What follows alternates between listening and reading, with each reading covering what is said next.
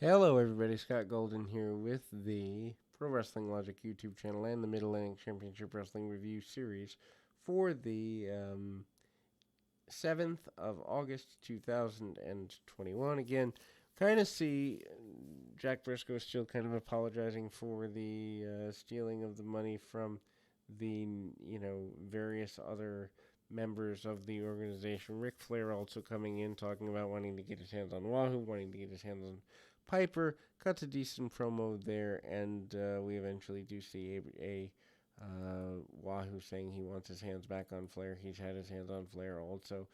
Jack Briscoe, your Mid Atlantic champion, is also talking about wanting to go at it, and people are worried kind of about his physical condition, but he continues to fight as best he can. Then we go to Jimmy Valiant coming in. He's got your television championship. He's kind of stolen that off, and seems like there's too many championships in the area. Anyhow, we move to the first match of the day, which happens to be a pretty basic match here. This is the Alexander and Dave Patterson versus Briscoe and Wahoo.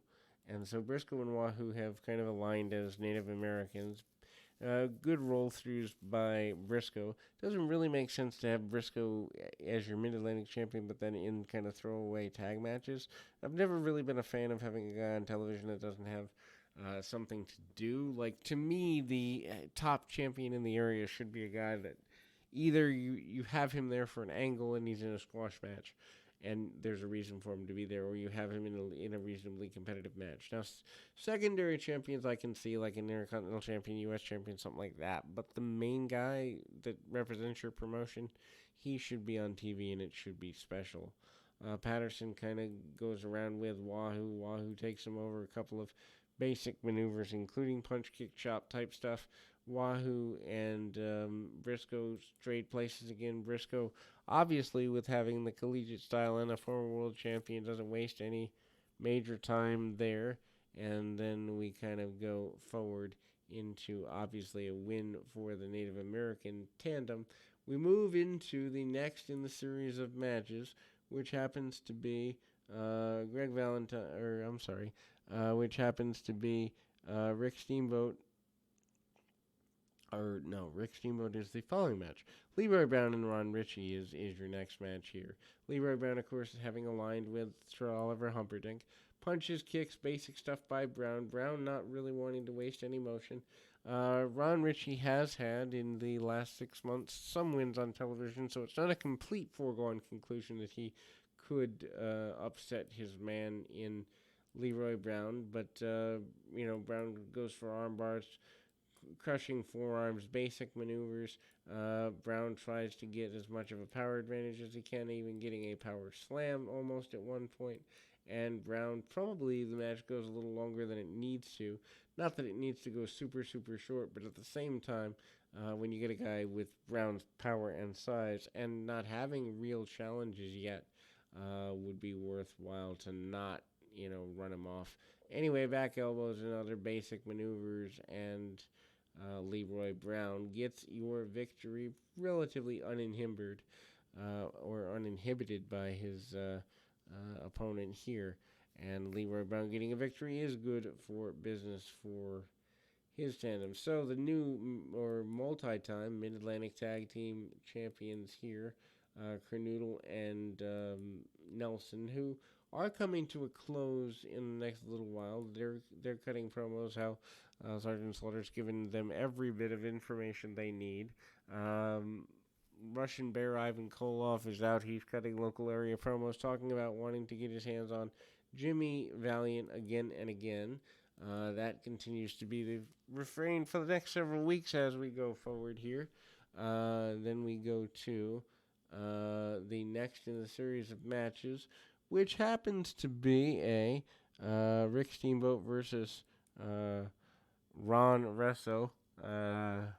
And Steamboat coming back to the area, not exactly having a major feud here.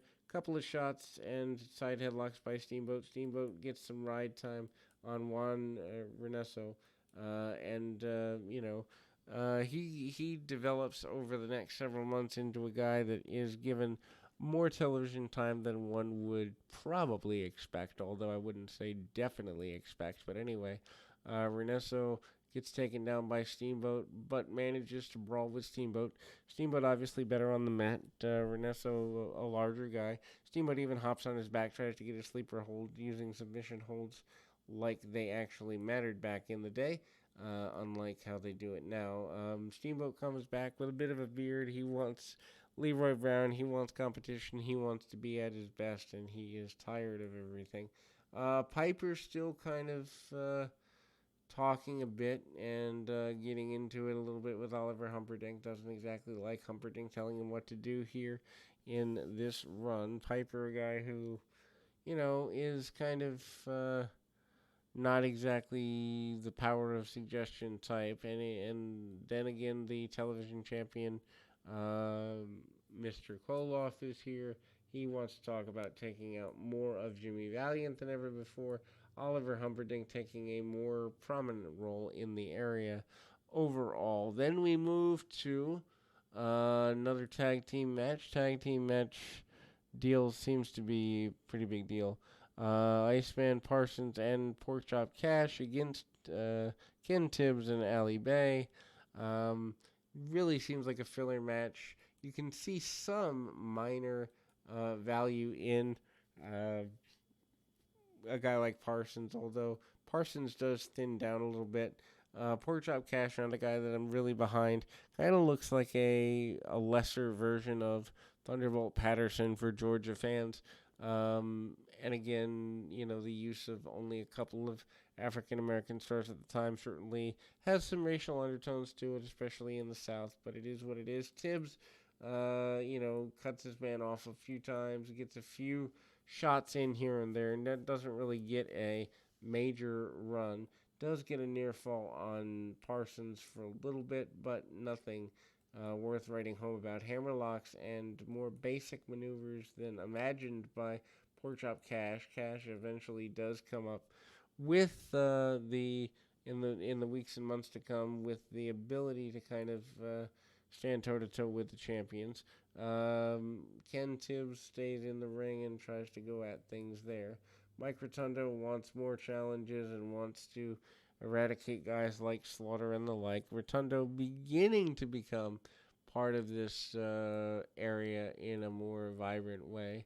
Youngblood wants justice for his people and justice for everybody in the area as we go forward. The next in series of matches with only about 6 minutes left in the program, as we see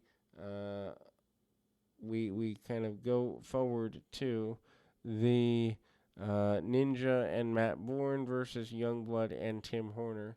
Interesting run there as Horner's in and out of the territory. Sometimes he's in TV, sometimes he's not. I think he's also running the in Georgia at the time as well.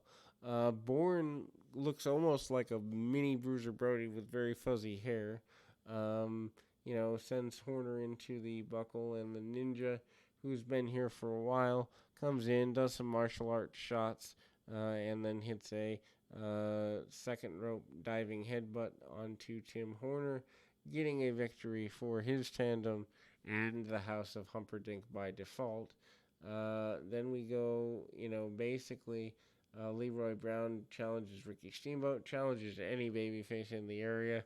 Bourne also said he's not all that impressed with the competition either. Humperdinck is happy with his House of Humperdinck, but that's about all that he's happy about. We'll be back with more right after this.